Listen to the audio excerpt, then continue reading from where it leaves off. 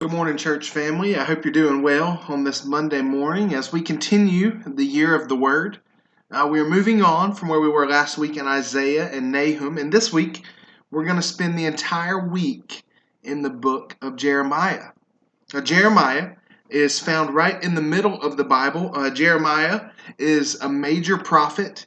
He's actually the prophet who we know the most about in the Bible, and maybe that's because the book of Jeremiah is actually the longest book in the Bible, not by chapters. Psalm is the longest in chapters, but by word. When you count the words, Jeremiah is the longest book in the Bible. So there's a lot there.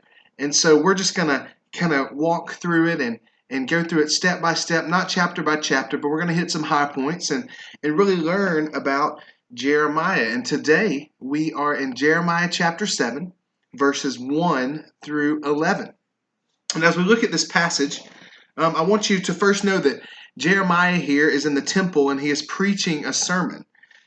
He would do this often. We see throughout the book of Jeremiah many different sermons that Jeremiah would preach. And here in chapter 7, that's what we find. And so as we look in verses 1 through 2, he's kind of validating his message. He first shows that it gives a reminder that the message that he's preaching is from the Lord. He's telling them how the Lord called him to go there and to preach to the people here in Jerusalem, or in the people of Judah. And so he gives this reminder in verses 1 through 2, but then verses 3 through 8 is really where we find the meat of this chapter. And here we find the Lord accusing the people of misplacing their trust, and their behavior was misguided. You see, God told them to change their ways, to reform their ways, and he would let them live in this place. But you see, these people had placed their faith in the temple rather than in God.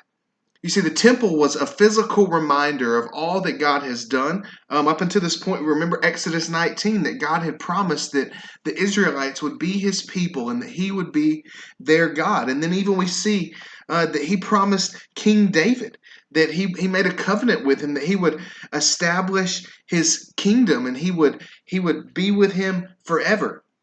And so the temple was a physical reminder of what the Lord had done up until this point. And so the people here had kind of forgotten about the God behind it all and had just focused on the temple. See, they were going out and sinning and doing what they wanted to do.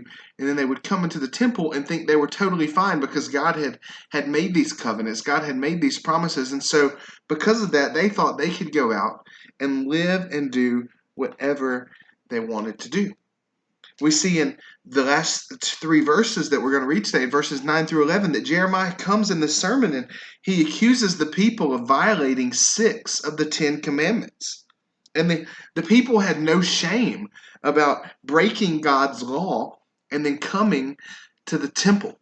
And so we're not going to get there today, but if you look down into verse 12, you see that God reminds the people, that God warns the people of what he did at a place called Shiloh when people turned from him. He's warning these people that just because of the covenants I've made with your fathers, just because I brought you this far, doesn't mean that you can just turn your back on me, that you can go out and worship other gods and then come into this temple and think you are safe.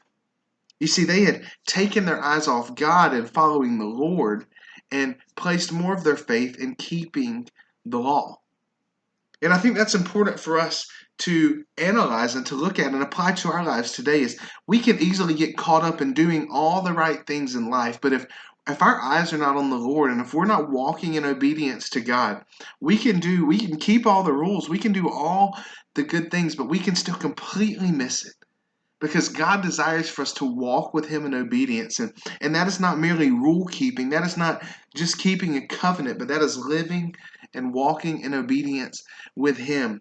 And so we see Jeremiah call these people to turn away from their sin and to turn back to the Lord. And so I hope today when you look at your own life that your Christian walk is not about following rules or doing this and that and checking a box, but it is about obeying the Lord and walking with him in obedience. And so Jeremiah 7 verses 1 through 11 is our reading on this Monday morning. I hope you're able to tune into this video and then spend some time in the Word. I hope you have a great Monday, and I will see you tomorrow morning.